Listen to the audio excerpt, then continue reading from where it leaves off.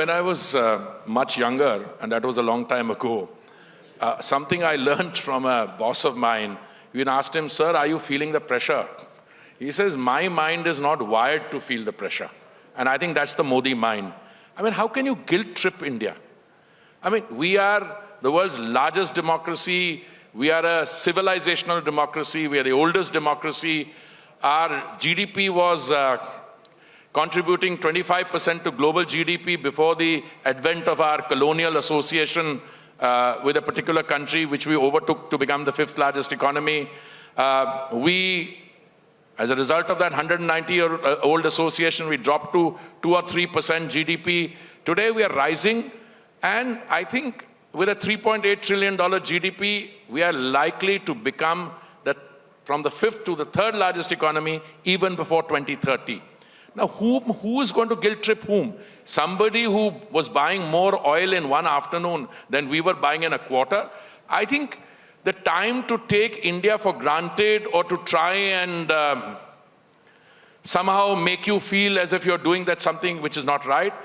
I said during the course of that interview that as a democratically elected government, we are answerable only to the Indian consumer. So if you have oil in your backyard, we will buy it.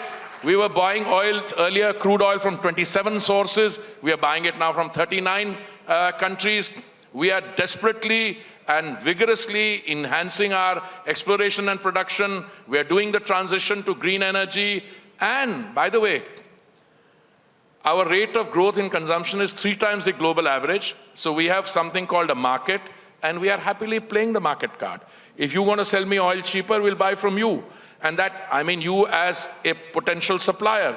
So I think that interview, I don't know why you said it went viral, because I've been saying the same thing in all my interactions with your esteemed channel, with my friend Arnab or anyone.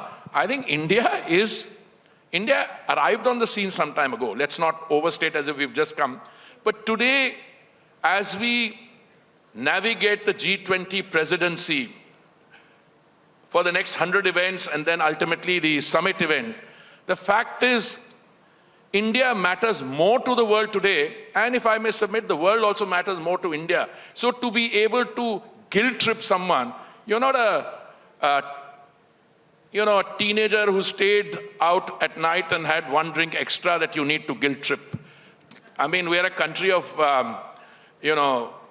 1.4 billion people, a booming economy, self-confidence, resolute political leadership, no more policy paralysis, no more, fudging, appeasement, etc. And I think that's the name of the game. And I think the Prime Minister, more than anyone else, embodies in his personality and his interaction with heads of state and government, and that permeates down the political leadership. I don't think the cabinet is a political leadership, but I mean his colleagues in the Council of Ministers. Yeah.